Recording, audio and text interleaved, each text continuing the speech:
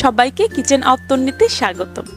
আজ আমি নিয়ে এসেছি একই উপকরণে ভিন্ন রকমের একটি নাস্তা, যা খেতে কিন্তু খুব বেশি মজাদার। এটা কিন্তু খুব ঝটপট আপনারা তৈরি করে ফেলতে পারবেন। তো এই জন্য আমাদের উপকরণ লাগবে চিনি, ডিম, তারপর ভ্যানিলা এসেন্স, তারপর আমি 3টি রুটি নিয়ে নিয়েছি আর দুধ। তো প্রথমে আমি একটি মিক্সিং বলে ডিম আর চিনিটা ভালোভাবে মিশিয়ে নেব। খুব ভালোভাবে মেশাতে হবে। আর এখানে ভ্যানিলা এসেন্সটা আপনি ইচ্ছে করলে নাও ব্যবহার করতে পারেন, তবে এটা দিলে সুন্দর একটা গন্ধ আসে। তো খুব ভালোভাবে হাতের সাহায্যে এটা মেশাতে হবে, যেন কোনো প্রকার চিনির দানা না থাকে। খুব ভালোভাবে মেশানো হয়ে গেলে আমি এটাতে দুধ অ্যাড করে দিচ্ছি। দুধটা আমি আগে থেকে জাল করে ঠান্ডা করে নিয়েছিলাম। তো এখন আমি রুটির সাইডগুলো ভালোভাবে কেটে নেব। তো আমার রুটিটা একটু শেপটা অন্যরকম, আপনারা যে কোনো শেপের রুটি ব্যবহার করতে পারবেন, তবে সাইডের যে অংশগুলো আছে ওইগুলো কেটে ফেলে দেবেন। তো আমি এগুলো কেটে নিচ্ছি।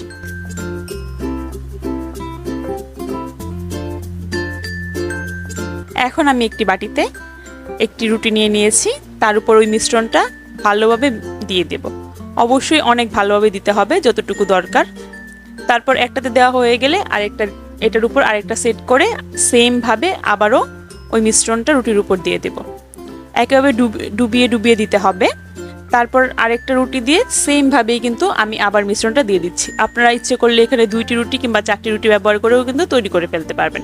তো দেখুন আমি ডুবো ডুবো ভাবে একেবারে দিয়ে দিয়েছি। এখন আমি একটি প্যানে একটু তেল দিয়ে দিয়েছি। তো আমি এখানে 4 টেবিল চামচ তেল দিয়েছি। আর আপনার এটা তেলের পরিবর্তে কিন্তু বাটারও ইউজ করতে পারেন। তো আমি এটা আস্তে আস্তে উল্টে পাল্টে ভেজে নিচ্ছি। তেলটা একেবারে কম দিলে কিন্তু পুড়ে যাবে, তাই আমি প্রথমে 2 টেবিল চামচ দেওয়ার পরে কিন্তু আমি আরো 2 টেবিল চামচ অ্যাড করে দিয়েছি। তো আপনারা দেখতেই পাচ্ছেন, এটা কিন্তু ওই যে আমি দেখিয়ে দিচ্ছি, খুব আস্তে আস্তে এবং সাবধানতার সাথে উল্টাতে হবে, নইলে কিন্তু ভেঙে যেতে পারে। খুব আস্তে আস্তে উল্টে নিতে হবে। তো আমি ভালোভাবে দেখিয়ে দিচ্ছি। আমার এক পাশ কিন্তু লাল লাল করে মোটামুটি ভাজা হয়ে গেছে। এখন আমি আরেক পাশও ভেজে নিয়েছি। এখন সাইডগুলো ভেজে নেব। তো এইভাবে 2টির সাহায্যে ধরে খুব সাবধানতার সাথে কিন্তু এটি সাইডগুলো আস্তে আস্তে ভেজে নিতে হবে। এভাবে 4টি সাইডে আমি আস্তে আস্তে করে ভেজে নেব এবং খুব আলতো হাতে কিন্তু কাজটা আমার করতে হবে। তাড়াহুড়া করে করতে গেলে কিন্তু নাস্তাটা নষ্ট হয়ে যেতে পারে, মানে ভেঙে যাবে, সৌন্দর্যটা নষ্ট হয়ে যাবে। তো আমি খুব সময় নিয়ে এবং এই মুহূর্তে কিন্তু চুলার আঁচটা মিডিয়াম টু লো রেখেই পুরোটার কাজ সারতে হবে। তো আমি সাইডগুলো ভালোভাবে ভেজে নিচ্ছি। তো দেখতেই পাচ্ছেন সাইডগুলো লালচে করে আমি ভেজে নিয়েছি। আমার নাস্তাটা কিন্তু তৈরি হয়ে গেছে। দেখতেই পেলেন কতটা সুন্দর হয়েছে। খুব ঝটপট এবং ঘরোয়া জাস্ট উপকরণ দিয়েই কিন্তু এই নাস্তাটা তৈরি করে ফেলতে পারবেন। আর এটা খেতে কিন্তু অনেক বেশি মজাদার।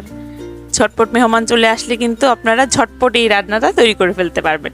তো আমি এটা একটু কেটে দেখিয়ে দিচ্ছি এটা কতটা পারফেক্ট হয়েছে। নাস্তাটা কিন্তু খুব সফট হয়েছে এবং খেতেও কিন্তু খুব মজাদার। অবশ্যই আপনারা এটি বাসায় একবার ট্রাই করবেন। Thanks for watching.